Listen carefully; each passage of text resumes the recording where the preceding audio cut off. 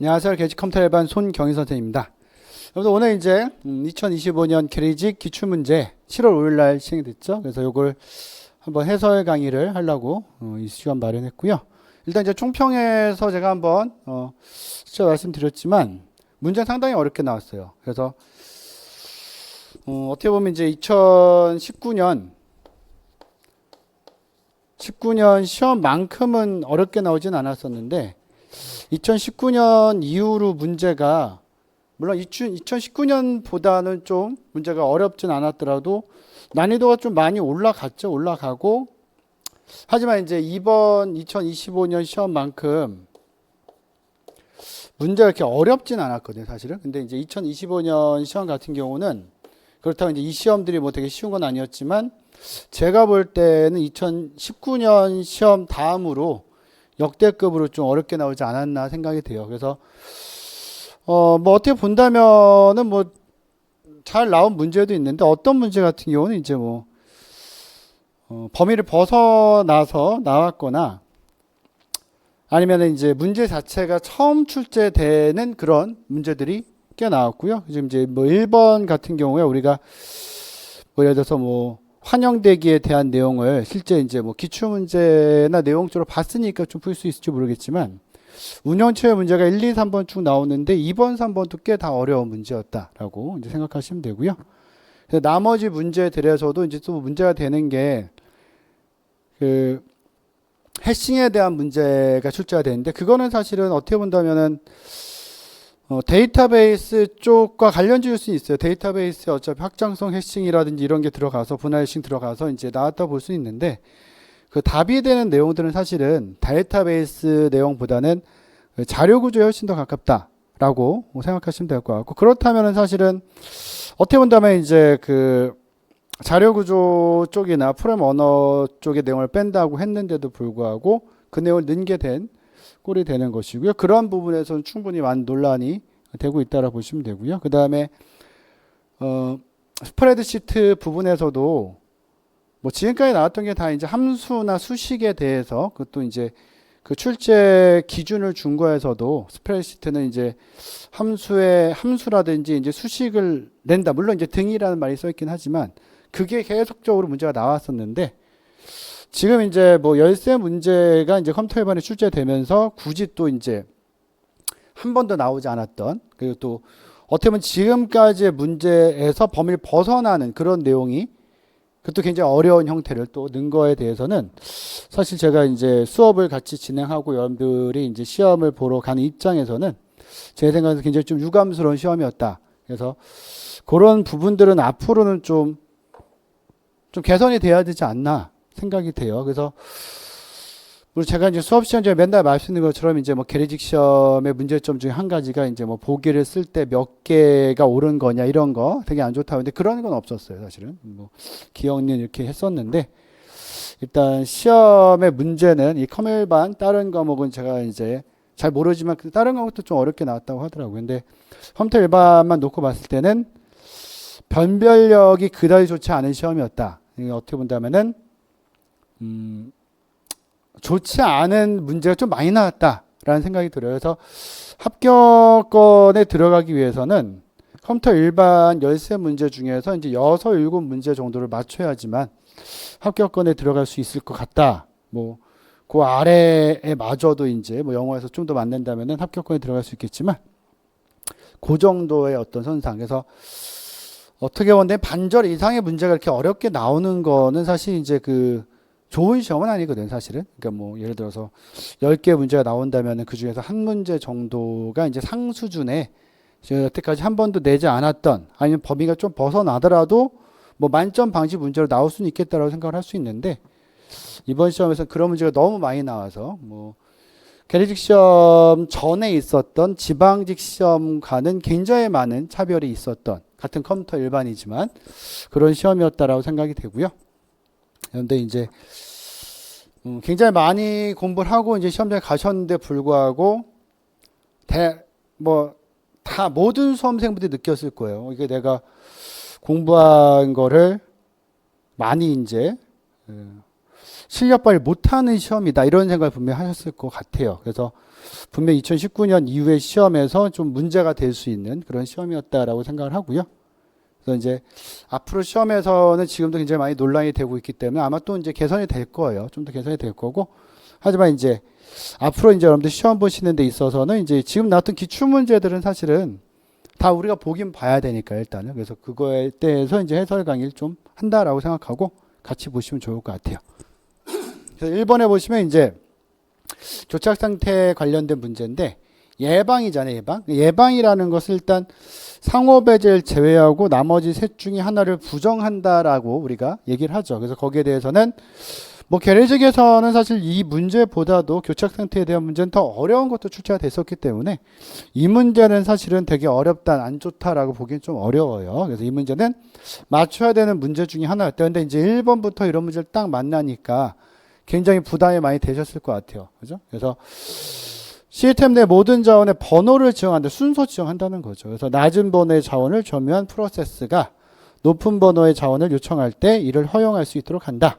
그러나 높은 번호의 자원을 점유한 프로세스가 낮은 번호의 자원을 요청할 때는 이를 허용하지 않는다라고 해서 순서를 부여할 수 있도록 하는 거죠. 실질적으로.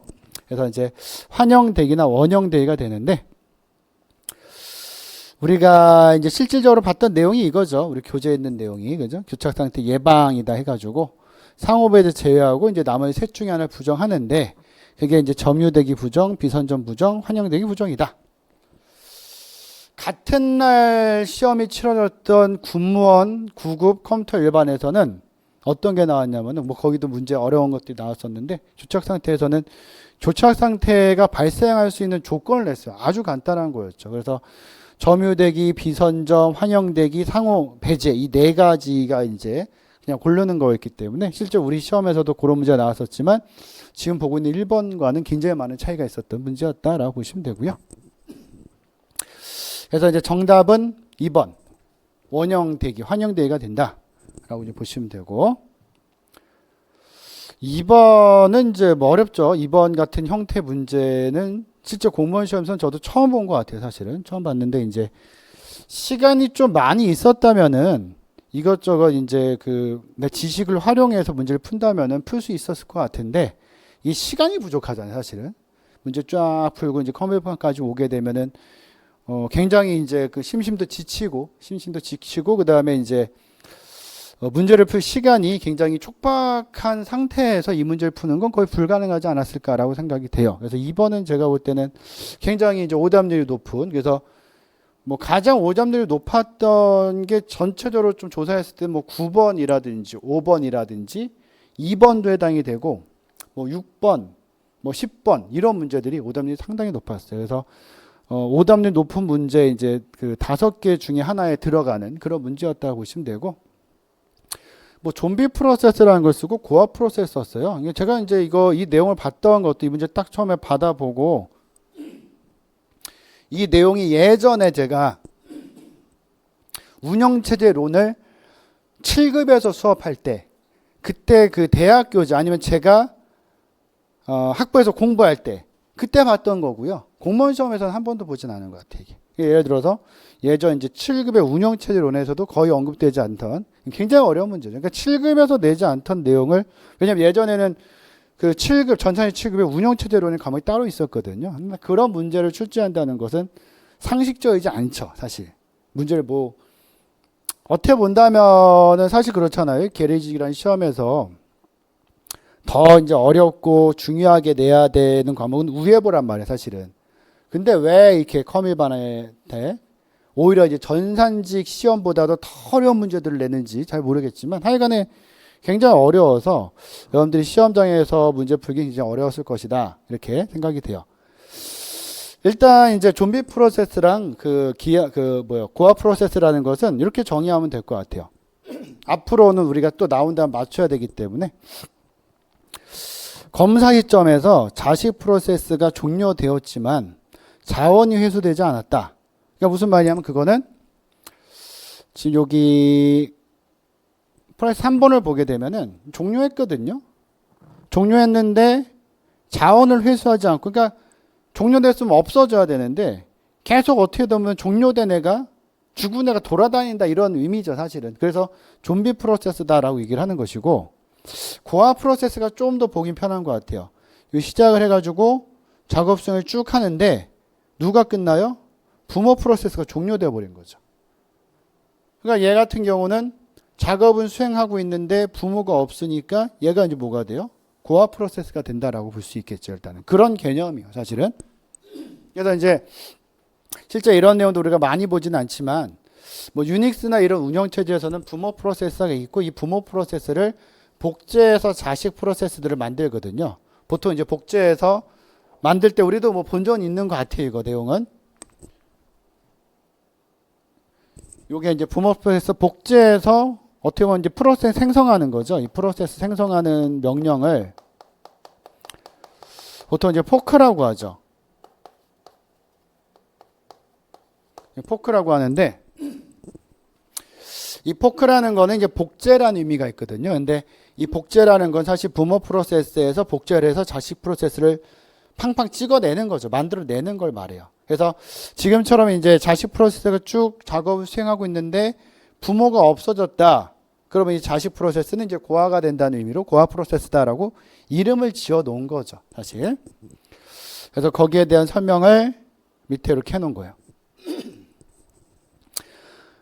종료되었지만 자원이 회수되지 않은 상태면 좀비 프로세스. 그 다음에 자식 프로세스가 실행 중인데 부모가 먼저 종료되었다. 그러면 이제 그 프로세스는 고화 프로세스가 될 수 있다. 그래서 딱 요 두 줄만 알아도 좀 쉽게 볼 수 있는 문제인데 이거를 우리가 뭐 따로 찾아서 볼 수 있는 길이 없었기 때문에 사실은 그 전에 한 번도 보지 않았던 내용이고 또 문제도 굉장히 길잖아요. 문제가 길면 좀 압박이 생기니까. 그러다 보니 문제를 풀기는 거의 어려웠을 것이다 생각해서 그 오답률 높은 문제 이제 뭐 4, 5위 정도에 해당되는 문제였다라고 보시면 되고요.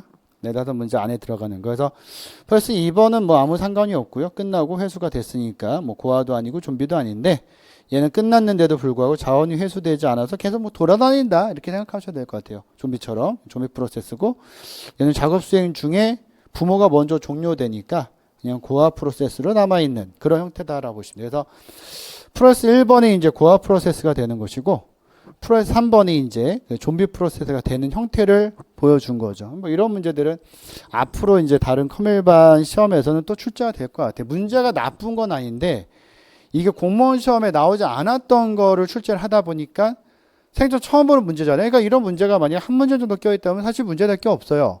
분명히 뭐 만점 방지 문제다 아니면은 뭐 킬러 문제다라고 해서 문제를 출제할 수 있는데 문제는 이제 요런 문제도 몇 문제가 있었고 그다음에 또 범위를 벗어난 문제까지 있었기 때문에 그게 이제 이번 시험에 좀 문제가 된다 이렇게 생각하시면 되거든요. 정답은 이제 그래서 4번이 되죠. 고화 프로세스가 자식 프로세스 1번이 되고 좀비 프로세스가 이제 3번이 되기 때문에 그래서 정답은 4번으로 보시면 되고요.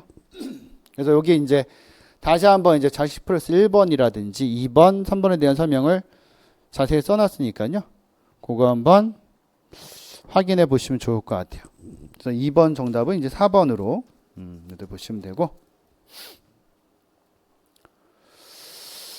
3번 같은 경우는 여러분들이 만약에 2, 3, 4번 같은 지문만 있었으면은 물론 시간은 많이 들겠지만 충분히 풀 수 있었는데 이 말이 좀 어려웠어요, 사실은. 그래서 이 문제도 마찬가지예요. 문제가 길잖아요, 일단. 지문도 길고. 그러다 보니까 이제 시간적인 압박이 없었다면은 어느 정도 이제 그 기본적인 내용들을 다 공부해서 딱 이걸 공부하지 않더라도 내공이 있다면 풀 수는 있어요. 풀 수는 있는데 시간적인 압박이 있는 상황에서 이 문제를 풀기에는 쉽지 않았죠. 거기다 또 1번, 2번 같은 문제를 만나고 3번을 또 만났을 때는 굉장히 자신감이 많이 떨어졌을 것이다 라고 생각이 돼요. 일단 가별 분할 방식에서는 내부 단편화가 일반적으로 발생하지 않아요. 내부 단편화에 해당하는 메모리 영역이 250 이건 잘못된 거죠, 사실은.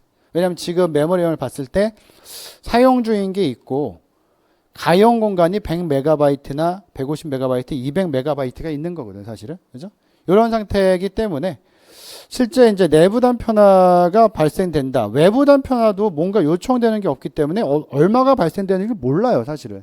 어떻게 보면 둘 다 잘못된 거죠. 근데 더 이제 어떤 그 문제의 핵심을 찾는다면은 가변 분할 방식에서는 내부 단편화가 발생하지 않는다. 라고 볼 수 있는 것이고, 요 세 가지는 여러분들이 좀 사실 알아야 돼요. 왜냐면 2번에 보면 새 프로세스가 300MB를 요구할 때, 새로운 게 이제 그 300MB가 들어가고 싶은데, 여기 들어갈 수 있는 공간이 없어. 이걸 쪼개서 넣을 수도 없는 거니까. 그럼 뭐 해야 돼요? 결국은 요 공간을 합치면은 450MB가 나오잖아요.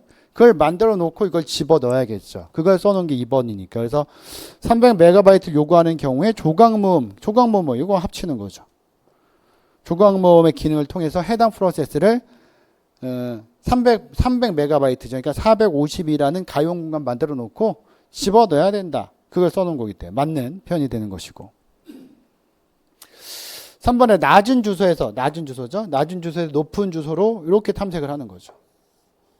이렇게 탐색을 하는데 80MB를 요구한대요. 80MB를 요구하는 새 프로세스의 배치 위치는 최초 적합은 뭐예요?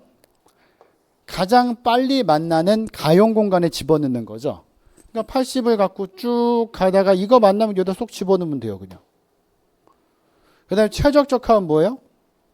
다 살펴보고 내부 단편화가 가장 적게 발생되는 데 집어넣으면 되겠죠. 그러니까 가장 적게 남는 곳, 낭비되지 않는 곳. 그래서 80이니까 200이나 150, 100을 봤을 때 여긴 80 넣으면 20 남을 거고 여긴 70 남을 거고 여긴 120 남잖아요. 이걸로 집어넣어야 되겠죠. 그러니까 지금 우리가 낮은 주소에 높은 주소를 쭉 탐색을 할 때는 새 프로세스의 배치 위치는 최초 적합과 최적 적합 정책에 상관없이 동일하다. 이건 맞는 내용이고, 만약에 이게 낮은 주소가 아니라 높은 주소라면은 이건 틀린 질문이 되죠. 높은 주소라면은 최초 적합은 일로 집어넣을 거고 최적 적합은 그대로 또 여기다 집어넣을 거예요. 찾아서. 그래서 만약에 이제 요런 표현이 바뀐다면은 실제 이 지문도 이제 틀린 게 될 수 있는데 지금은 맞게 돼 있는 거죠. 요거가 이제 잘못된 거고. 높은 주소에서 낮은 주소를 탐색할 경우에 120MB를 요구하는 120이에요. 이번엔 120MB를 요구하는 새 프로세스의 배치 위치는 최초 적합이면은 어디로 들어가요? 최초 적합이면은 당연히 일로 들어가겠죠. 왜냐하면 최초 적합은 제일 처음에 만나는 가용 공간, 넣을 수 있는 가용 공간에 집어넣는 거예요. 만약에 이게 20MB는 못 넣죠. 근데 지금 200MB니까 120을 충분히 넣을 수 있는 것이고, 근데 최악 적합은 어차피 다 찾아서 뭐 하는 거예요? 가장 큰 데 집어넣는 거잖아요. 그럼 어차피 여기 들어가겠죠. 그래서 이런 부분도, 요런 거는 앞으로도 이제 좀 변경해서 충분히 문제를 낼 수 있을 것 같아요. 그래서 낮은 거부터냐, 높은 거부터냐, 요런 걸 좀 바꿔 써놓고 틀린 질문을 충분히 또 출제할 수 있는 문제다라는 생각이 또 들어요. 그래서 3번 문제나 이제 1번 문제 같은 경우는 앞으로도 많이 출제가 될 거예요. 근데 2번 같은 경우는 그렇게 많이 출제될 문제는 아니지만 기출로 나왔던 문제는 또 출제될 가능성이 있으니 어떤 거다, 뭐 고아 프로세스나 좀비 프로세스가 어떤 거다라는 것 정도로만 일단 여러분들 기억을 해놓으시면 좋을 것 같고요.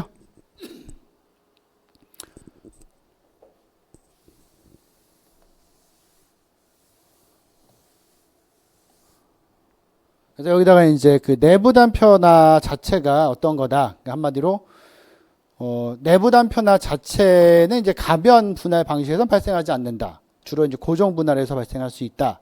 써놨는데 이게 이제 내부 단편화만 문제가 되는 게 아니라 외부 단편화도 지금 얼마큼이 발생되는지 정확히 알 수 없어요, 사실. 왜냐면 지금 요구되는 프로세스의 예제가 따로 나와 있지 않기 때문에 둘 다 이제 잘못된 내용이다라고 이제 보시면 되고요.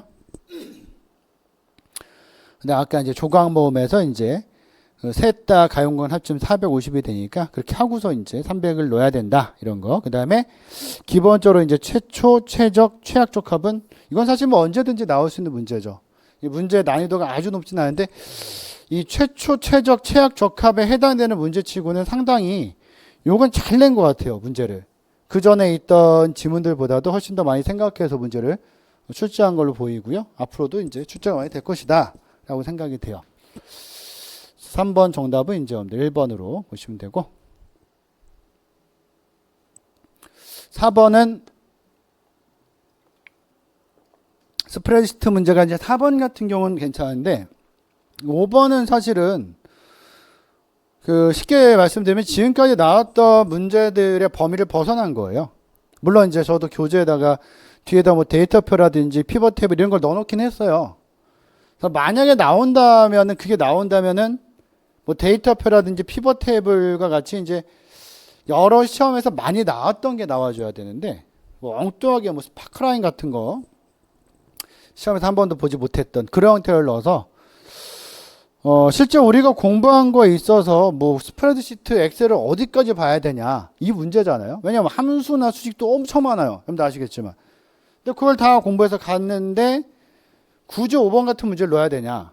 문제가 13개밖에 안 되는데 그건 좀 문제 자체에 좀 오류가 있다라고 생각이 돼요. 일단은. 그래서 좀 상당히 좀 속상한 문제죠. 여러분들 많이 속상하셨을 거고 저도 이 문제 보면서 굉장히 좀 당황됐어요. 사실 많이 당황했던 문제가 되는데 요거는 좀 근데 푸실 수 있었어야 되죠. 물론 find라는 거 자체가 좀 어렵긴 했는데 요런 거죠. 이게 지금 이제 1번이 되는데 뭐 02에다가 땡땡땡 전화번호가 이제 들어있고 요게 이제 B2잖아요. 지금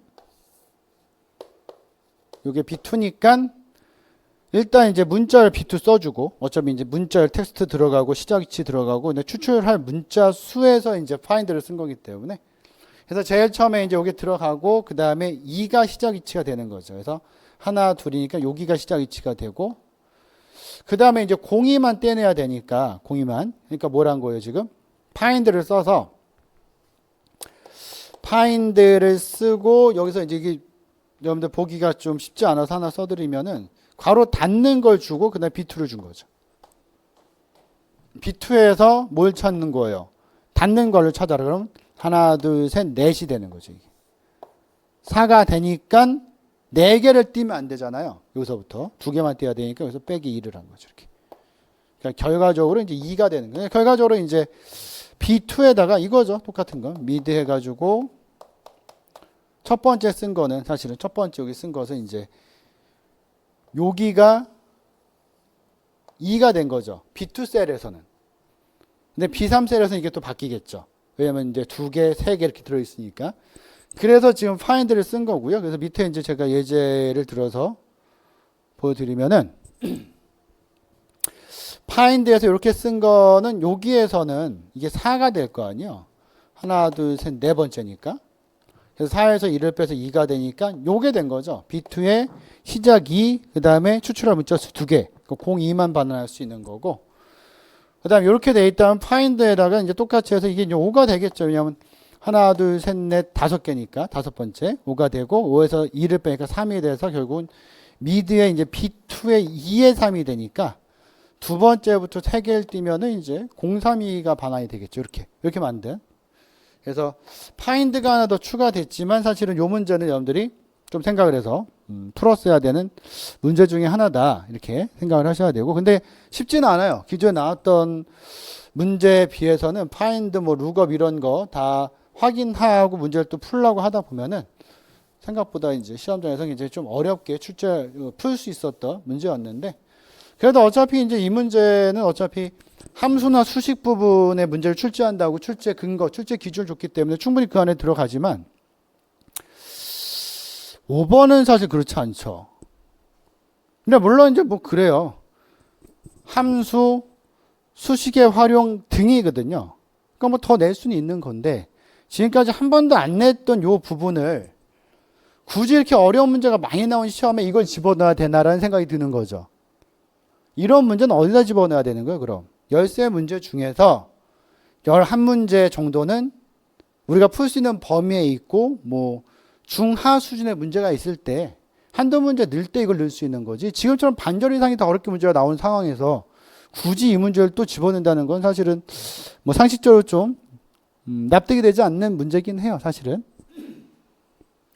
그래서 셀 안에 이제 표시하는 작은 차트로 데이터 추세 나타나는 거죠. 추세를 이제 시각적으로 한눈에 알아볼 수 있게 확인할 수 있다 해서 뭐 선이라든지 열, 뭐 승패 이런 방식으로 표현할 수 있는데 그런 거 이제 스파크 라인이라고 하죠. 근데 문제에서는 이런 거를 본 적은 또 처음인 것 같아요, 사실. 그래서 여러분들이 뭐 풀기에는 굉장히 어려웠을 것이다라고 생각이 되고요.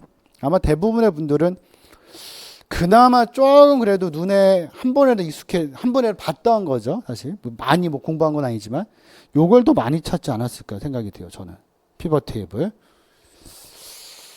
그래서 여기도 이제 제가 써놨지만 셀 안에 표시하는 작은 차트로 데이터의 추세를 한눈에 파악할 수 있는 어떤 꺾은 선형, 뭐 세로 막대형, 승패형 이 형태로 표현되는 걸 말한다라고 보시면 되고, 그 외에 뭐 슬라이서도 있고, 슬라이서는 피벗 테이블을 이용하는데 피벗 테이블이 뭐 이런 거죠. 방대한 데이터를 요약하고 분석해서 원하는 정보를 추출하는데 사용되는 이제 어떤 대화형 테이블이 되는 거고, 이 피벗 테이블에 있는 거를 조금 더 뭐 뽑아서 이제 필터링해서 볼 수 있는 그게 슬라이서죠. 그러니까 슬라이서 이제 잘리는 거죠. 피벗 테이블 있으면 그걸 슬라이스 쳐서 필요한 것만 골라 쓸 수 있는 게 이제 슬라이서가 되고, 파워 쿼리 같은 건 이제 뭐 분석이나 준비에 이제 쓸 수 있도록 만드는 건데, 앞으로 시험에서 이제 뭐로 했어요. 이게 또 이제 나왔던 얘네들은 우리가 그래도 좀 봐야 되지 않나. 근데 만약에 이 부분까지 들어가게 되면은 스프레드시트만 하더라도 볼 부분이 훨씬 더 늘어나요. 엄청 많이 늘어나기 때문에 우리가 앞으로 이제 시험을 준비하는 데 있어서 조금 더 이제 내용적인 부분을 좀 더 추가해서 봐야 되는 부분이 아닌가 생각이 되고요. 뭐 다 찾아서 볼 수는 없지만 그래도 이제 문제 언급됐던 보기들은 조금씩 확인을 해야 된다라는 생각이 들죠. 근데 뭐 엄밀히 따진다면 이제 뭐 범위를 좀 많이 벗어난 문제, 어떻게 보면 지금까지 나왔던 유형은 이제 함수나 수식 위주로 문제를 다 출제했었기 때문에 어떻게 보면 처음 이제 출제된 것이고, 스프레드시트 문제를 두 문제 넣으면서 이제 5문제를 넣은 거는 굉장히 좀, 제가 어차피 지금 이제 동영상을 찍으면서 강의 찍으면서 이제 촬영을 하니까 뭐 다른 심한 말은 못 하겠지만 그래도 참 유감인 문제다라고 일단 생각을 해놓을게요. 네, 6번에 보시면 이제 해시 색인에 대한 설명으로 옳은 것만을 모두 고르면 이렇게 돼 있죠. 이 문제도 그래요. 제가 이제 그 출제 분포나 총평에도 그 써놓은 것처럼 이제 이 문제 사실 이제 데이터베이스를 넣겠죠. 문제를 데이터베이스 넣었는데 정답이 지금 이제 기억 니은이 옳은 거거든 사실은. 근데 이 내용은 거의 사실 뭐에 더 가깝냐면 자료 구조에 더 가까워요 사실은. 그러니까 데이터베이스와 자료 구조 둘 다 관련이 있다고 볼 수 있지만 더 많은 연관성 관련이 있는 건 어떤 거냐 그러면 사실 자료 구조예요. 근데 물론 이제 이런 확장성 해싱이나 분할 해싱, 특히 확장성 해싱 같은 경우는 전산지 7급 공무원 시험 데이터베이스론에서 출제가 몇 번 됐어요. 많이도 안 되고 몇 번 됐던 거예요. 근데 사실 이제 그 전산지 7급 데이터베이스는 급수가 7급이다 보니까 문제 난이도도 높고, 그 다음에 데이터베이스만 25문제를 낸단 말이에요. 그러니까 자세한 내용도 내고 또 이제 중요한 거 아니면 좀 쉬운 것도 나올 거 아니에요 사실은. 그 중에서도 진짜 뭐 5년, 7년에 한번 나올까 말까 한 거예요, 이게 사실. 거기서도. 근데 이걸 굳이 컴퓨터 일반에 집어넣는다? 왜냐면 제가 볼 때 이 내용은 지금까지 그 전산직 컴퓨터 일반에서 한 번도 못 봤거든요, 이게 사실은. 전산직 9급 컴퓨터 일반에서 한 번도 못 봤어요. 뭐 국가직, 지방직 뭐 다 통틀어서. 그러니까 7급 문제를 낼 수는 있겠지만 이 7급 문제가 좀 중요하고 많이 나오는 거를 내는 건 제가 이해를 할 수 있는데, 이 7급에서도 잘 안 내는 문제를 딱 끼워 넣으면은 우리가 앞으로 봐야 되는 내용이 어디까지 가야 되나 이거죠 사실은. 제가 7급 수업을 할 때도 이 내용 자체는 물론 해요. 7급 수업 할 때 하는, 왜냐면 7급에서 기출문제 몇 번 나왔으니까. 많이는 안 나왔어도. 근데 9급에서 만약에 이런 걸 다 만약에 해야 된다면은 데이터베이스만 해도 사실 우리 교재 하나가 넘죠 사실. 그렇잖아요. 실제 데이터베이스 그 7급 제가 수업할 때 교재 두께가 엄청 두꺼우니까 실질적으로. 또 대학 교재 갖다 보고 하니까. 그래서 그런 분은 좋지는 않았는데, 요게 사실은 이제 뭐 그냥 컴퓨터 일반에 나왔다면 사실 어려운 문제는 아니었어요. 왜냐하면 그냥 전산직 컴퓨터 일반에는 자료 구조가 있었기 때문에 이런 내용을 배우거든 사실은. 해싱 자체가 어떻게 본다면은 그런 거죠. 주소 계산해서 쭉 있으면은 어떤 데이터 값이 있으면은 이 데이터 값을 해시에 넣어요. 예를 들어서. 그럼 이제 뭐가 나와요. 그럼 어떻게 본다면 해시라는 건 그거거든요. 실제 이제 데이터 값을 해시를 통해서 물리적 주소로 받아내는 거, 주소. 그럼 여기 이제 0, 1, 2, 3, 4, 5 쭉 있으면은 3번 주소를 얻었으니까 70이라는 값을 여기다 넣어주는 거거든요. 일단은 이렇게 이런 식으로 이렇게 생각하면은 요게 우리 비고라는 것도 또 어렵잖아요. 이게 비고 표현법이 뭐냐면 비고도 우리 안 배운단 말이에요. 이게 자료구조가 안 나오니까 사실 이게 자료구조에서 나오는 거예요. 비고 표현법이. 나중에 요건 수업 시간 중에 이제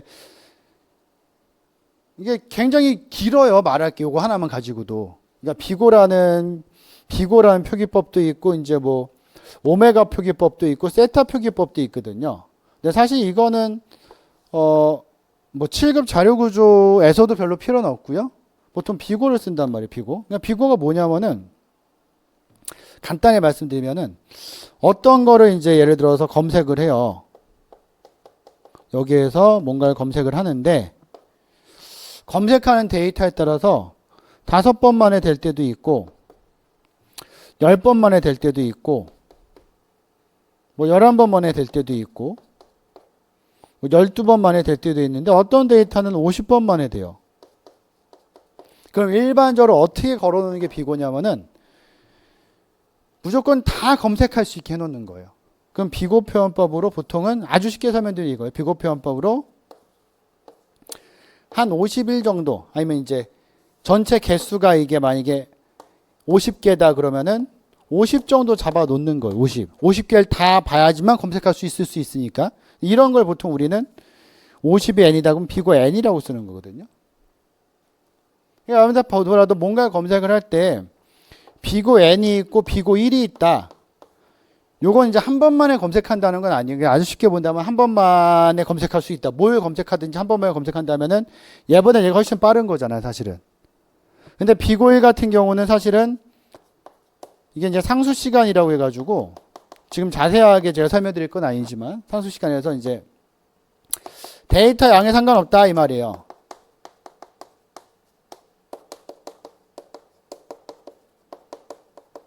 데이터에 상관없이 일정하다. 요게 사실 이제 비고일 상수 시간이거든요. 예를 들어서 지금처럼 주소에 들어간다. 예를 들어서 뭐 80을 넣었더니 뭐가 나왔다. 그럼 80 여기다 넣겠죠. 이렇게 되면 한 번에 찾아갈 수 있어요. 주소가 하나씩 있으니까. 근데 이제 이렇게만 되지 않고 해시함수라는 게 우리 정보부에서 해시함수 나오잖아요. 그래서 충돌 저항성 만들어 놓는데 이런 충돌이란 말이 나오는데 충돌이 발생할 수 있거든요. 예를 들어서 2번은 여기다가 90을 넣었더니 5가 나왔어요 또. 그럼 90이 또 1로 들어가려고 하거든요. 이런 현상을 충돌이라고 하는 거예요. 충돌. 충돌이 발생되면 여기다 못 넣잖아요. 그럼 다시 계산을 해요. 다시 계산해서 그런 게 보통 이런 거예요. 충돌 해결하기 위해서 계상주소법을 쓴다. 크게 두 가지가 있어요. 충돌 해결하기 위한 게 이제 개방주소법이랑 폐쇄주소법. 개방주소법은 주소를 개방해 놓는다 이 뜻이 뭐냐면은 주소를 다시 찾는다는 거 계산해서. 폐쇄주소법은 좀 체인법을 쓰는데 그냥 여기다 붙여버려요. 그냥 이렇게. 그 리스트 같은 거. 근데 우리가 이제 리스트 같은 걸 안 배웠기 때문에 지금 이런 말이 어렵죠, 사실은. 근데 조금은 이 문제 때문에 나중에 이제 보긴 봐야 될 거예요. 조금은. 여기 못 들어가니까 다시 계산해서 여기다 집어 넣는 거죠, 이렇게. 그럼 분명히 나중에 이걸 우리가 계산했을 때 충돌이 났을 때는 내가 원하는 데이터를 한 번에 찾아가지 못해요.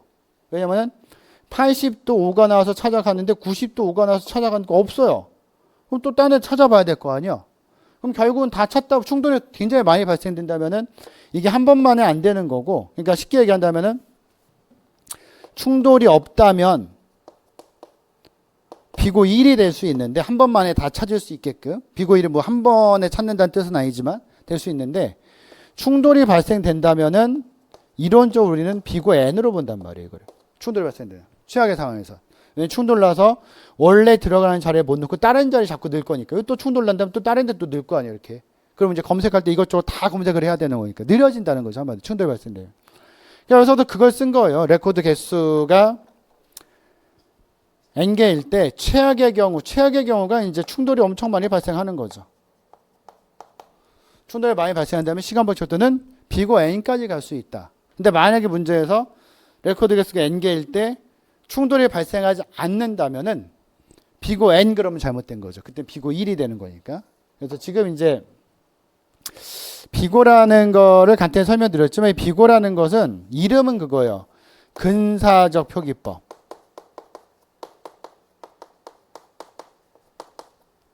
그래서 자료구조나 알고리즘 쪽에서는 굉장히 중요한 개념이에요. 근데 우리는 자료구조를 이제 그 출제기관에서 뺀다고 했으니까 아예 보지 않아서 당연히 어려운 거죠. 비고 n이 뭐예요? 처음 보는 건데 저거 사실은 그죠?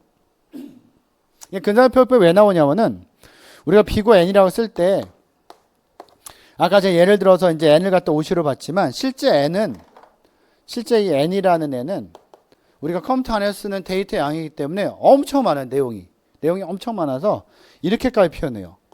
무한대에 가깝다 이렇게 표현하거든요. 사실은 엄청 많다. 그래서 엄청 많은 무한대에 가까운 데이터를 가지고 뭐 몇 회 만에 찾냐 이런 걸 알아내야 되기 때문에 정확한 수치를 뽑을 수가 없는 거죠. 그래서 근사적 표기를 한다 이런 말을 쓰는 거죠. 그게 비고 표현법이라고 생각하시면 돼요. 비고 오메가 세타 있는데 그 중에서 요걸 이제 실제 자료구조 시험에서는 엄청 많이 내죠. 그래서 요 두 가지가 맞는 거예요. 두 가지가 맞는 거고 3, 4번이 잘못된 거는 이제 뭐 분할 핵심 같은 경우는 범위질을 효율적으로 할 수 없고 이것도 우리가 한 번도 배우지 않은 건데 범위질을 하기 위해서는 사실 B 플러스 트리 같은 걸 쓰는 게 더 좋아요. B 플러스 트리 같은 걸 쓰는 게 훨씬 더 유리하다라고 이제 보셔야 되는 것이고 근데 확장성 핵심 같은 경우도 레코드 키를 가변 길이 스트링을 변한다는데 가변이 아니라 고정이에요. 이거는 고정. 근데 이제 확장성 해싱이라든지 분할 해싱 이런 걸 다 설명하자면은 이것만 가지고도 아마 한 강 정도 이상은 들어야 될 것 같아요. 굉장히 많이 들어간 내용이라 일단 그래서 일단 나머지는 간단히 좀 설명드리는데 제가 볼 땐 분명히 이제 이거는 우리한테 출제되는 범위를 벗어난 문제에 해당이 된다. 그러니까 데이터베이스라고 물론 우기겠지만 데이터베이스보다는 뭐 비고 표현법 같은 것도 나오고 했기 때문에 보통 이런 문제들은 7급에서도 데이터베이스가 있고 자료구조론이 있거든요. 자료구조론 쪽에서 훨씬 더 많이 나온 문제예요. 자료구조 쪽에서 뭐 확장성 핵심 같은 걸 따로 내진 않더라도 이런 내용도 지금 정답이 된 내용은 자료구조 쪽에서 많이 나온 내용이기 때문에 좀 범위를 좀 벗어난 감이 있다. 이렇게 보시면 좋을 것 같고 어렵죠. 그래서 6번 정답은 이제 1번 기억 니은으로 이제 보시면 좋을 것 같고요. 그래서 데이터베이스 문제 하나가 이제 좀 어렵게 나왔던 형태가 되고 7번도 사실 되게 어려운 문제예요. 이거 되게 어려운 문제인데 그나마 여러분들이 이제 조금 어떻게 보면 이제 너무 막 얼어가지고 1번부터 보기 1번부터 보면서 아 이거는 내가 풀기 어렵다라고 해서 이제 포기하지 않으면은 풀 수는 있었던 문제죠. 근데 이것도 이제 뭐 1번 같은 거 뭐 아주 쉽게 설명하고 이렇게 많이 해요. 사실 1번 같은 지문을. 근데 간단히 볼 수 있는 게 아니에요. 저게. 그러니까 9급에서 나오는 수준이 아니에요. 이게. 왜냐하면 9급에서는 이런 거 안 낸단 말이에요. 이게 함수 종수의 출현 규칙. 이거 안 봤잖아요. 이런 거. 이게 7급에 제 7급 교재에 있는 거 이거. 물론 여기서 조금 더 들어가는 것도 있어요. 7급에서. 근데 요걸 알아야지 풀 수 있는 문제이기 때문에. 근데 이제 그나마 뭐가 있어요. 지금? A가 B를 결정하고, 그러니까 A, B가 C를 결정하고 C가 D를 결정하니까 A, B가 D를 결정할 수 있다. 이게 되잖아요. 그럼 요걸 우리는 뭐라고 그래요? 이행종속이라고 하는데 그나마 4번에서 그래서 3번, 2번도 뭐 쉽게 볼 수는 있지만 4번에서 릴레이션 R은 3정경을 만족한다. 만족하지 않죠. 왜냐하면 3정경은 이행종속을 제거해야 만족하는 거니까. 그래서 4번이 정답이 되는 거죠. 그래서 요건 만약에 4번 내용이 1번에 있었다면 아주 쉽게 풀었을 텐데 문제는 1번 내용이 쉬운 듯 하면서 되게 어려운 문제예요. 이거 사실은. 되게 어려운 거예요. 왜냐하면 A가 B를 결정하고 그 다음에 A, B가 C를 결정한다. 요걸 토대로 해서 나온 게 A가 C를 결정한다거든요. 지금. 이게 그냥 나올 수 있는 규칙이 아니에요. 그러니까 어떻게 본다면은 증가 규칙 같은 걸 알아 풀 수 있는 거예요. 예를 들어서 요걸 뭘로 바꿔야 되냐면은 둘 다에다가 같은 속성을 집어넣는 건 상관이 없거든요. 그러니까 증가하는 거죠, 증가. 그러니까 A가 B를 결정하나 A가 A, B를 결정하나 크게 상관이 없다는 거예요. 똑같다 어차피. 이런 규칙이 있고 여기에서 A는 우리가 A로 볼 수 있기 때문에 그러니까 A는 똑같은 속성이잖아요. 그러니까 똑같은 속성 두 개를 놓니 뭐 그러니까 쉽게 얘기하면 이런 거죠. A가 학번이고 B가 만약에 이제 뭐 점수다. 그럼 지금 여기서 나온 건 학번이 점수를 가리킬 수 있었는데 학번이 점수를 결정할 수 있는 거죠. 1번은 몇 점, 2번은 몇 점. 근데 이걸 바꿔서 학번을 두 번 쓰고 학번의 점수를 쓰면은 이것도 마찬가지잖아요, 지금. 예를 들어서 학번이 이제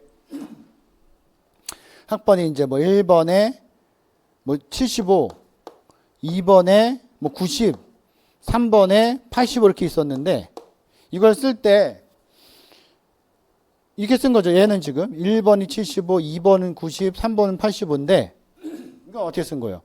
1번은 1번에 뭐 쓴 거예요? 75. 상관없잖아요, 어차피. 이거 똑같잖아요, 어차피. 1번이 75점 결정하는구나 알 수 있단 말이에요, 이게. 어차피 붙여도. 2번에 90. 똑같거든요, 어차피. 그래서 이런 규칙이 성립이 되는 거예요. A가 B를 결정하는 거에다가 똑같은 속성 하나를 다 집어넣는 거는 집어넣은 거잖아요, 지금. 문제될 게 없다.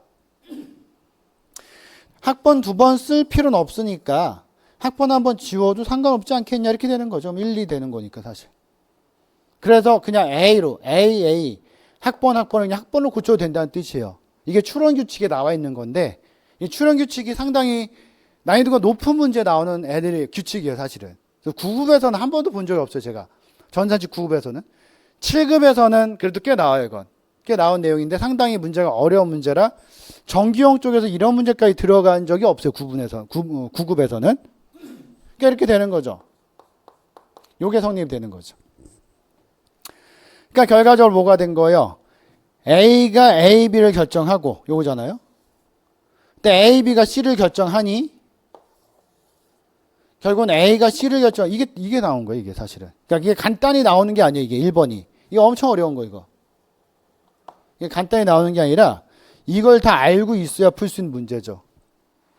근데 이걸 갖다 뭐 그냥 뭐 A가 B를 결정하고 이제 A, B가 C를 결정하니까 A는 C를 결정할 수 있는 이건 말이 안 되는 거죠. A, B가 아닌데요, 이게 지금. 그래서 요 과정이 들어가야 돼요, 사실은. 그래서 1번이 어떻게 보면 상당히 어려운 건데 이제 쭉 보고 넘어가서 4번을 봤다면 그래도 그나마 좀 쉽게 볼 수 있었던 다른 문제보다는 쉽게 볼 수 있던 문제였다라고 이제 보시면 되고 그래서 그 내용이 이제 제가 해설을 써놓은 거예요, 지금.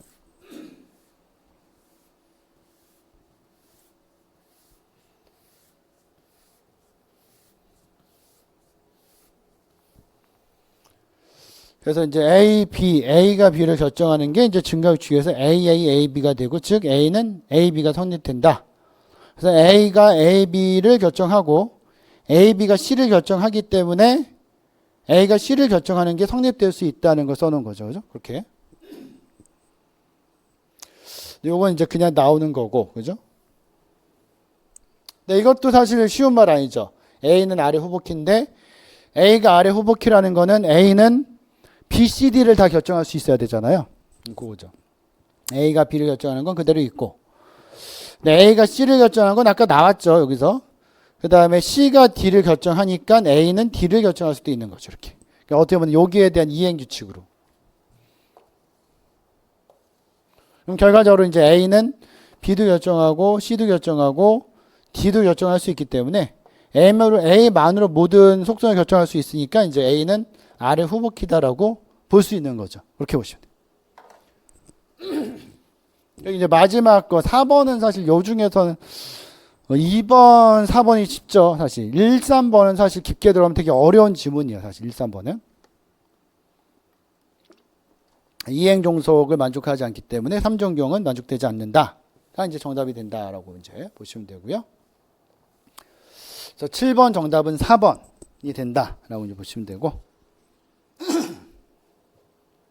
그래서 이제 참고적으로 볼 수 있도록 이제 출현 규칙까지 한번 써놨는데, 이건 지금 뭐 다 공부하거나 하실 필요는 없고요. 지금 앞에서 쓰였던 것들만 한번 보시면 좋을 것 같아요. 여기서도 좀 헷갈리는 게 있으니까 다른 건 쭉 보시면 되는데, 여기서도 이제 긍정 규칙 x, y에다가 이번엔 w 붙인 거죠. wx, wy. 그래서 wx는 이제 y가 된다 이렇게 쓸 수 있는데, 이 가이엔 규칙이 그런 내용이에요, 사실은. wx이고 xy가 z면은 wy가 z다라고 되어 있거든요. 난데없이. 근데 이것도 뭐냐면 결국은 여기다 y를 다 붙인 거예요. y를 이쪽도 하나 넣고 이쪽도 하나 넣고. 이게 증가 규칙이니까 어차피. 넣는 건 똑같은 거 넣는 건 상관없으니까 속성. 그래서 결국은 wy가 wx를 결정할 수 있고, w가 아니구나. w가 아니 잘못 썼어요. y를 붙인 거니까 y 붙인 거잖아요. 지금 y를 더 추가한 거니까 y 여기다 추가하고 여기다 추가한 거니까 얘는 xy가 되는 거죠. 그래서 wy가 xy를 결정하고 xy가 z를 결정하니 wy는 z를 결정할 수 있다, 이런 내용이죠. 이게 쉽지 않아요, 이게 사실은. 되게 이제 여러 가지 많이 생각을 해야 되는 내용인데, 그게 이제 문제로 나왔던 거고, 다만 이제 정답으로 찾을 수 있었던 건 그나마 이 문제 안에서는 좀 그래도 쉽게 찾을 수 있었던 부분이기 때문에. 근데 여기까지 영역을 좀 더 넓혀놓은 것 같아요, 저 문제가. 앞으로 이제 그 계리식뿐만이 아니라 이제 그 전산지 커밀반에서도 이게 범위가 더 늘어난 그런 형태가 될 수 있겠죠. 정답은 이제 4번이 된다라고 보시면 되고요.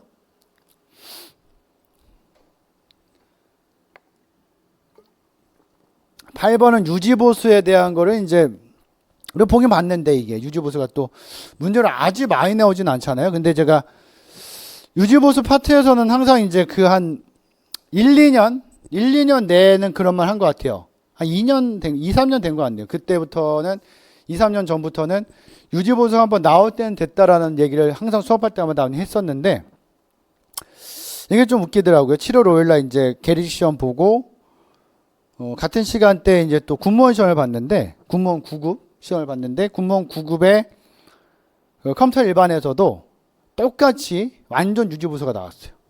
지금 완전 유지보수잖아요, 지금. 기능 개선, 기능 추가하는 거. 사실 그런 일이 벌어지기가 어렵거든요. 왜냐면은 이 유지보수가 그래도 뭐 3, 4년 만에 한 번씩 계속 나오는 문제다.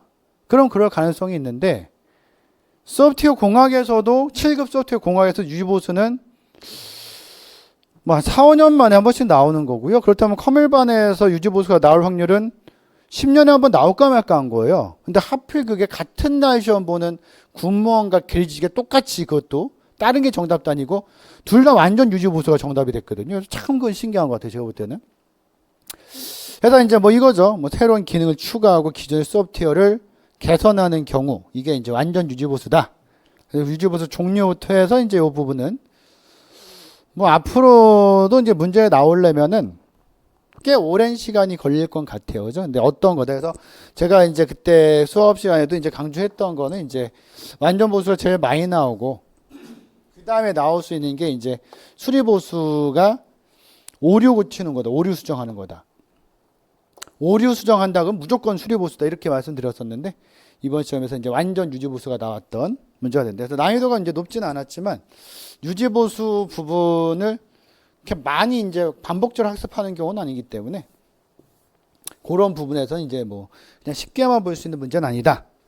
그래서 8번 정답은 이제 여러분들 3번으로 보시면 되고, 9번도 이게 조금 말이 있었어요. 그냥 어차피 이제 제약 조건이랑 인수 테스트, 인수 같은 경우, 인수를 위한 테스트, 어차피 SRS가 요구 분석 연산서이기 때문에 이걸 가지고 나중에 인수, 사용자가 확인할 수 있는 시험을 진행하거든요. 그러니까 사용자가 확인하는 거죠, 확인. 밸리데이션을 하는 건데, 그래서 이제 이건 맞아요, 하여간에 기억 리을은. 근데 이제 자료 구조라든지 알고리즘 나오는 건 무조건 이건 설계거든요. 근데 요게 좀 헷갈리는 거예요, 요게. 사용자 인터페이스. 이걸 틀린 걸로 봤는데 여기서는 사용자 인터페이스도 이게 좀 애매해요. 어디까지 정냐에 따라서 그러니까 사용자 인터페이스가 결국 이제 UI거든. 유저 인터페이스. 요거 이제 만드는 건데 유저 인터페이스는 당연히 누가 많이 참여해야 돼? 사용자 많이 참여해야 되잖아요. 그렇다면 분석에서 많이 본단 말이에요, 또 이거를. 근데 이제 기억, 리은이 완전 맞으니 이걸 정답으로 하고 끼워 맞추기 위해서 사용자 인터페이스에 대한 명세를 자세히 하는 거는 물론 이제 UI에 대한 걸 분석해서 보지만 명세를 자세히 하는 것은 설계다. 이렇게 문제를 낸 것 같아요.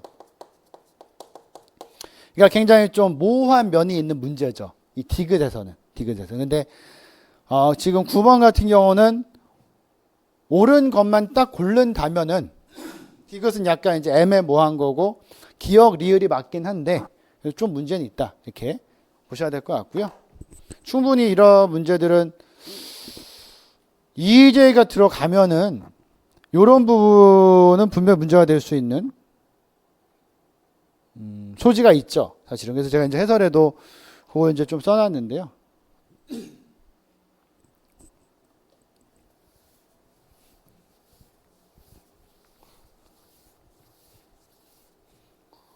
여기서 이제 보는 것처럼 SRS의 UI 관련 요구사항이 이제 이런 것도 입력 요구, 뭐 입출력 요구, 그 다음에 사용성 요구 포함될 수는 있지만 UI의 이제 구체적인 설계나 레이아웃은 이제 어차피 설계에 들어가 되기 때문에 디귿의 내용이 이제 물론 애매모호한 표현이 있긴 하지만 기억 리을을 제껴놓고 요게 정답이 아닌 걸로 본다면은 일반적으로 SRS를 이제 그 분석에 포함하지 않는 그러니까 그 요구 명세서에 포함하지 않는다라고 일단 제가 써놓은 거예요. 근데 분명히 좀 애매한 부분이 있다라고 보셔야 되고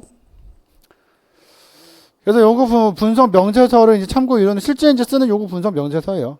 이런데 이제 뭐 제약 조건 같은 들어가고 예, 입출력 형식 이런 게 또 들어간단 말이에요, 사실은. 그러니까 물론 자료 구조도지만 자료 흐름도지만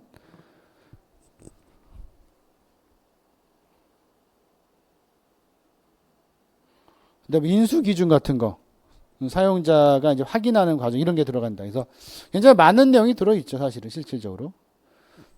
그래서 오히려 이 문제는 제가 볼 때는 이걸 좀 그 문제가 되지 않게 출제하기 위해서는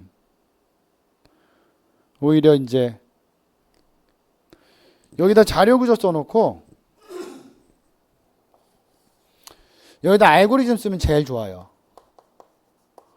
그럼 이제 명확하게 이제 설계해서 쓰인다라 볼 수 있고 이제 요거는 좀 애매하죠, 사실 내용 자체가. 그래서 이런 문제가 만약에 제 생각으로는 7급 소프트 공부에 나왔다면은 이게 분명히 EJ가 될 거고 정답이 뭔가 변경될 가능성이 엄청 커요. 왜냐하면 이제 9급보다 7급이 EJ기를 받아들이는 게 더 크거든요, 사실은. 9급은 잘 안 받아들이려고 그래요.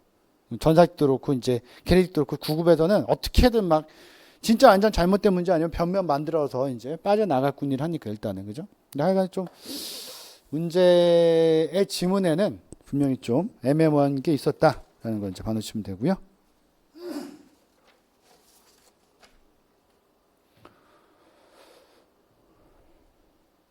네, 10번은 이제 버퍼 오버플로.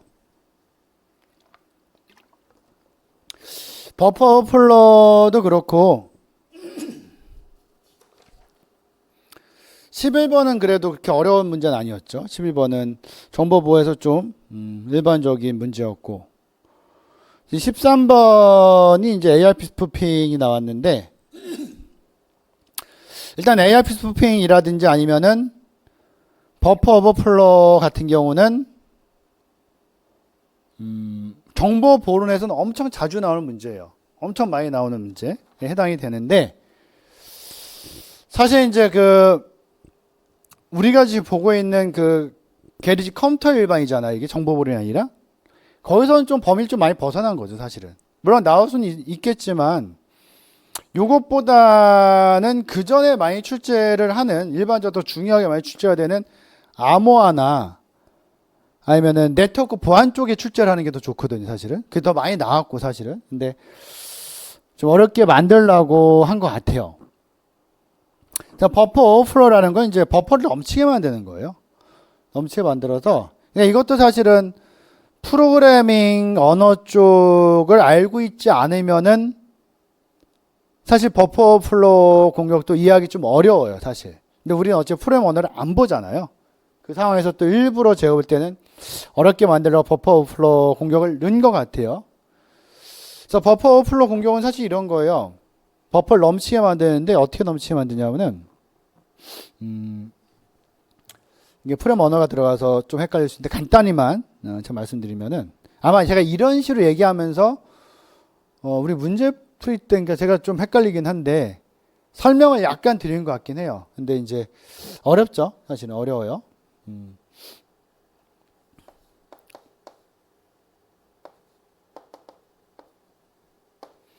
일단 이제 프로그램은 C 언어나 이제 자바나 이런 언어들은 함수나 메서드 이런 게 있는데 얘는 이제 C 언어로 본다면 함수가 있죠. 이게 이제 메인 메서드고 주가 되는 메서드고 주 프로그램. 요게 이제 함수예요. 부 프로그램이에요. 부 프로그램. 그래서 메인 안에서 f라는 함수를 호출을 해요. 이렇게. 그럼 어떻게 진행이 되냐면은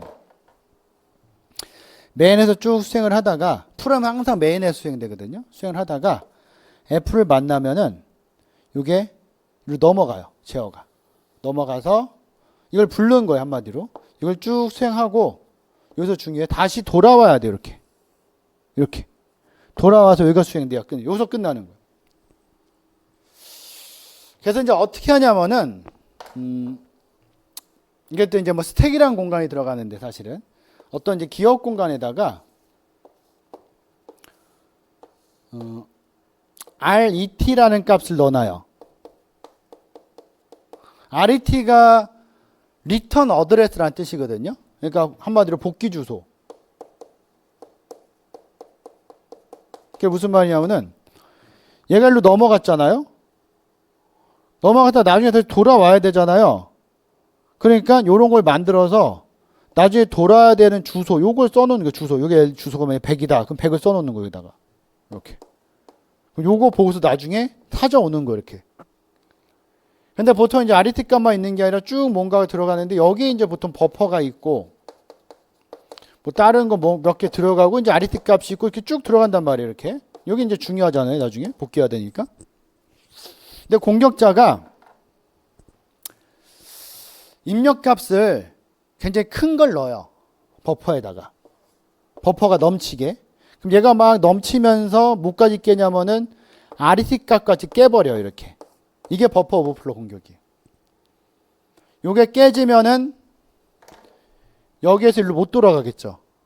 그럼 얘가 공격자가 여기다가 주소 아무거나 하나 써가지고 여기에 자기가 무슨 그 코드 심어 놓은 게 있어요.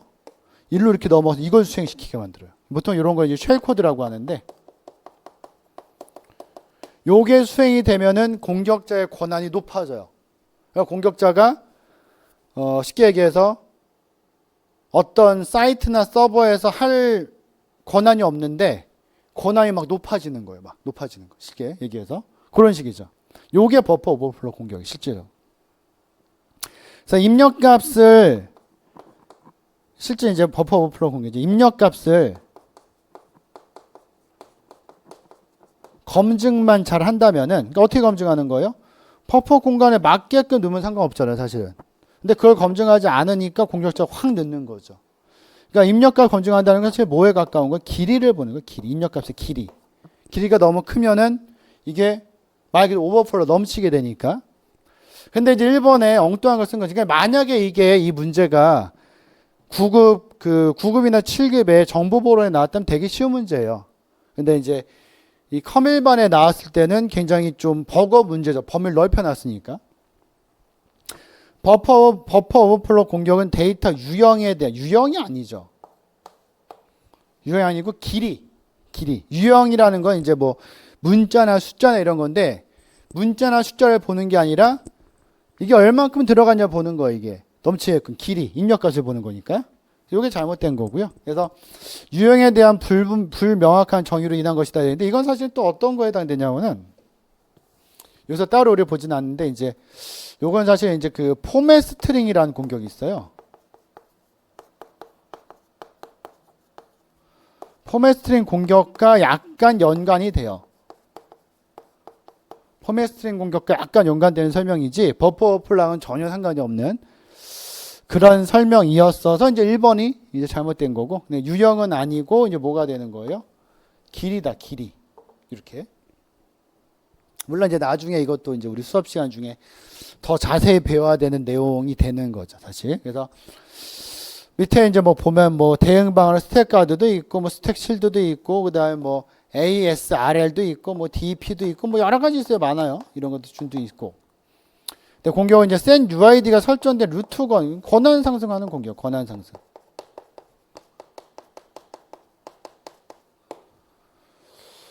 그러니까 센 UID가 센 유저 아이디거든요. 유저가 이제 소유자니까 거기까지 권한을 상승시키겠다 이런 개념이 되고. 그다음 뭐 스택을 쓰는 것도 있고 힙을 쓰는 것도 있어요. 그래서 오버플로우 공격에서 힙에 요청되는 메모리는 그 레코드의 연결 데이터 같은 동적, 힙이라는 게 원래 동적이니까. 동적 데이터 구조를 위해서 이제 쓸 수 있다 정도의 내용들. 그래서 굉장히 좀 어렵게 나왔죠. 많이 어렵게 나왔는데 버퍼 오버플로우 공격도 사실 이제 버퍼 오버플로우 공격이 어떻게 수행된다는 것만 정확히 알면 풀 수 있는 문제인데 이 문제 자체가 상당히 난이도가 높게 나와 있었다라고 생각하시면 되고요. 그래서 10번 정답은 이제 1번인데 앞으로 좀 더 이제 봐야 되는 부분이다라고 생각하시면 되고요. 설명을 쭉 써놓을게 한번 쭉 읽어보세요. 지금 제가 설명드렸던 거를 말로 한번 쭉 써놓은 거니까 한번 쭉 봐주시면 좋을 것 같고. 11번은 이제 정보의 3요소가 이제 기밀성, 무결성, 가용성이죠.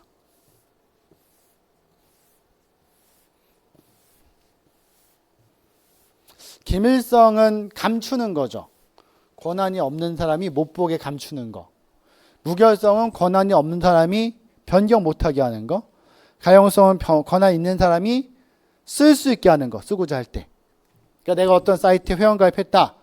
그러면 내가 로그인하면 언제든 쓸 수 있는 거죠. 근데 회원가입했는데도 로그인 했는데 못 쓰면 안 되는 거니까 사실은. 그러니까 일단은 이제 스니핑은 뭐 스니핑 도청이잖아요. 가용성이 아니라 뭐예요? 기밀성이죠. 도스나 디도스는 서비스 거부 공격이잖아요. 이거는 가용성 떨어뜨리는 거고. 사실 기밀성을 허가받은 사용자 또는 객체만이 정보의 내용 수정 들어가죠. 수정 무결성이죠.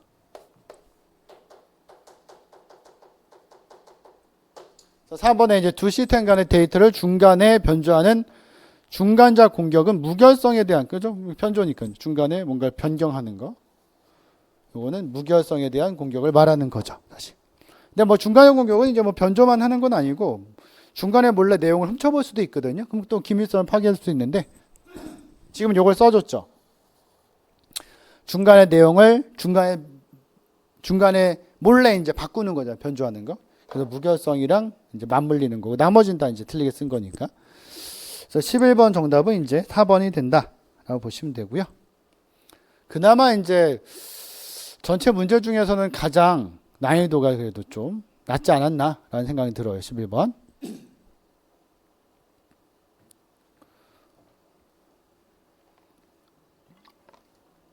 UDP도 이제 여러 가지 설명이 나와 있지만요. UDP랑 TCP의 차이를 우리가 많이 비교했잖아요. 그래서 우리가 이제 봤던 것 중에서 TCP는 헤더에 이것저것 많이 들어있고 UDP는 우리 교재 봤을 때도 TCP는 이만한데 UDP는 요만했잖아요. 그래서 포트 번호 이제 소스랑 데스티네이션만 있고 길이 있고 체크썸이 있는데 체크썸조차도 UDP는 선택적이다. 이거 많이 제가 말씀드렸었는데 그거 보면 쉽게 풀 수 있죠. 왜냐하면 3번에 이렇게 딱 있으니까 송신 포트, 수신 포트 번호, 그 다음에 길이, 체크썸.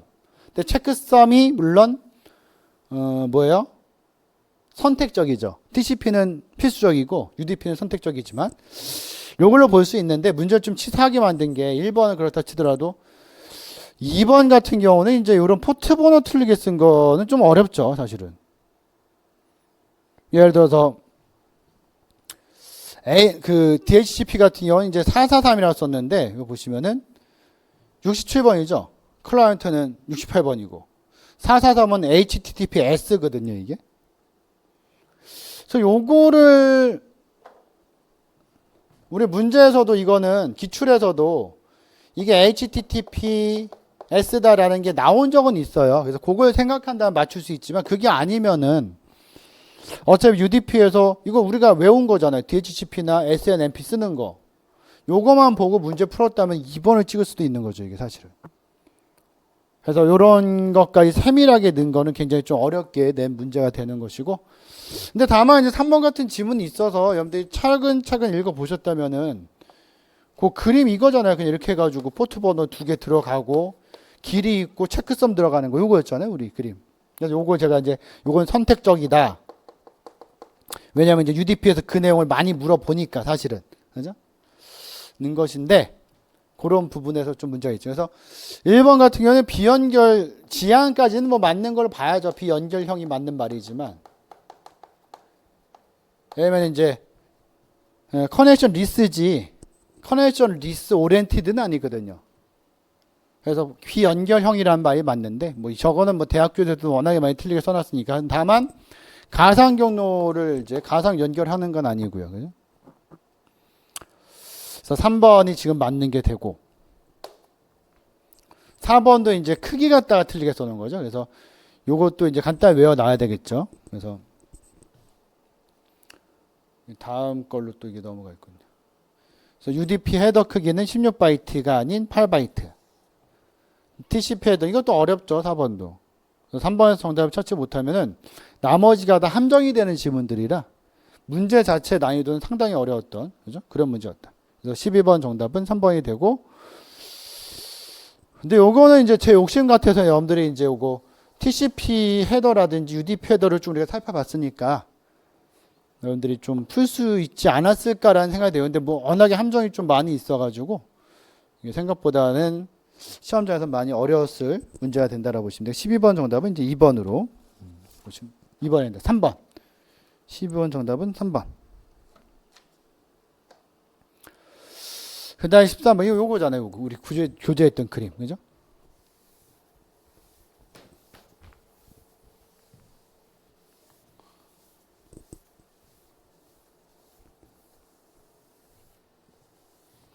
소스 포트 번호, 데스티네이션 포트 번호, 그 다음에 토탈 랭스 전체 길이, 그 다음에 체크섬. 이게 이제 제가 항상 이제 선택적이다라고 말씀드렸고, 그 다음에 데이터 들어가는데 이건 뭐 크게 생각할 필요 없죠. 이렇게 네 가지를 떠올리면 또 풀 수 있었던 문제인데 나머지 보기엔 상당히 어렵게 나왔다라고 보시면 되고.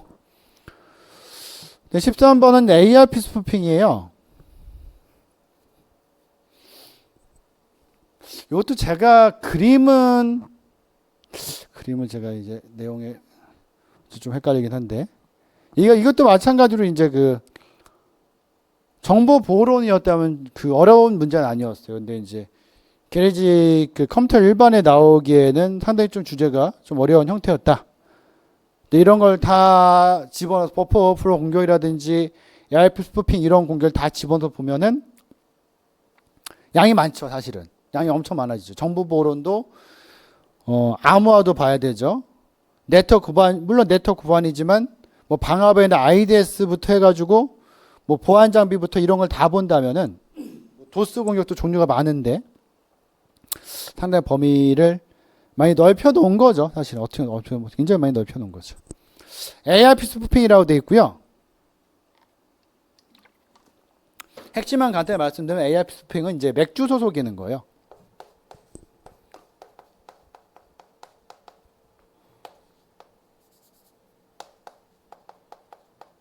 맥주술 변조해서 결국은 스니핑하는 게 주 목적이에요. 그러니까 예를 들어서 이런 거죠. A라는 애랑 B라는 애가 뭔가를 서로 주고받아야 되는데 얘가 IP가 100이고 얘는 IP가 200이고 그러니까 이제 이게 어차피 그 2계층에서 이루어져. 2계층. 2계층이면 데이터 링크 계층이죠. 그러니까 어떤 하나의 랜 상에서 로컬 상에서 얘는 이제 그 예를 들어서 그냥 맥주소가 이제 AA고 요게 BB인 거예요. BB. 그럼 이제 이 로컬 상에서는 그러니까 랜 상이라고 보시면 랜 로컬 에어리어 네트워크 이제 작은 구역이죠. 여기서는 이제 이 IP로 보지 않고 요걸로 접근하거든요. 맥 주소로. 그러니까 중간에 이제 C가 톡 끼어 들어 가지고 이게 공격자죠. 톡 끼어 들어서 얘한테는 B의 맥 주소가 그러니까 얘가 이제 실제로는 얘가 IP가 300이고 맥 주소가 CC다라고 생각한다면은 얘가 중간에 쏙 끼어들어서 A한테는 B 거 맥 주소가 CC다라고 알려주고 B한테는 A 거 맥 주소가 CC다라고 알려주는 거 이렇게 이걸 고쳐놓는 거예요. 그러면 얘가 데이터를 보낼 때 이렇게 보내지 않고 이렇게 보낸단 말이에요. 이렇게 데이터를 CC로 보내니까 CC가 얘는 B인지 아는 거예요. 그럼 얘는 이걸 싹 복제해 놓고 일로 다시 보내주겠죠. 이렇게.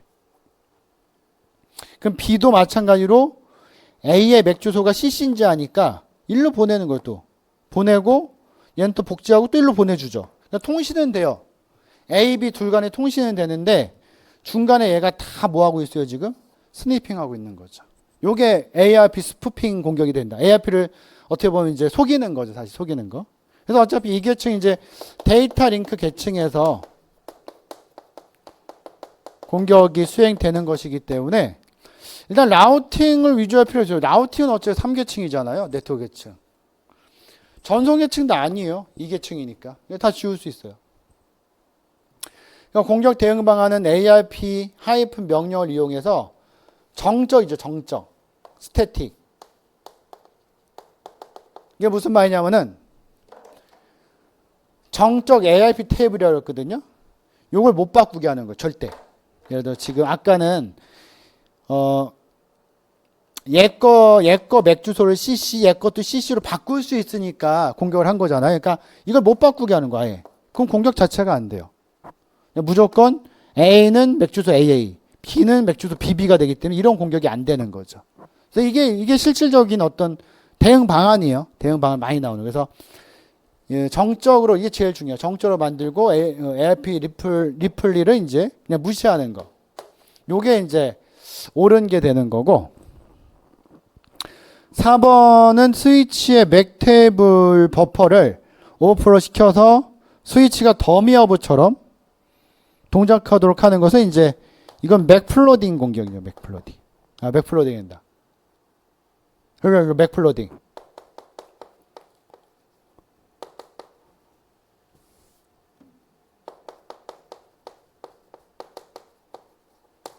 맥플로딩 공격을 우리가 이제 뭐라고 하냐면은 이게 맥 주소 쓰니까 헷갈리니까 이거 써놓은 거예요.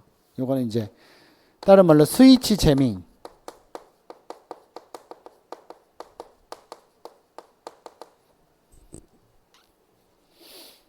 쉽게 얘기한다면 이제 스위치 허브를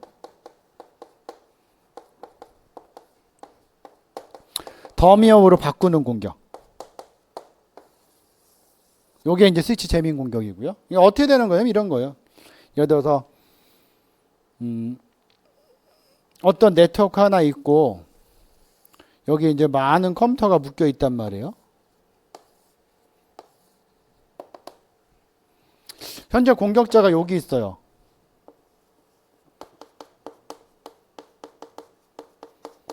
근데 이제 여기 있는 게 지금 현재 스위치예요.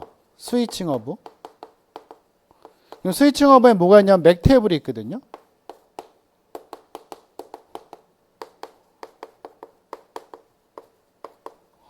이게 무슨 말이냐면은 어떤 패킷이 날라왔으면은 이 맥 테이블 보고서 누구한테 갈지를 정해요.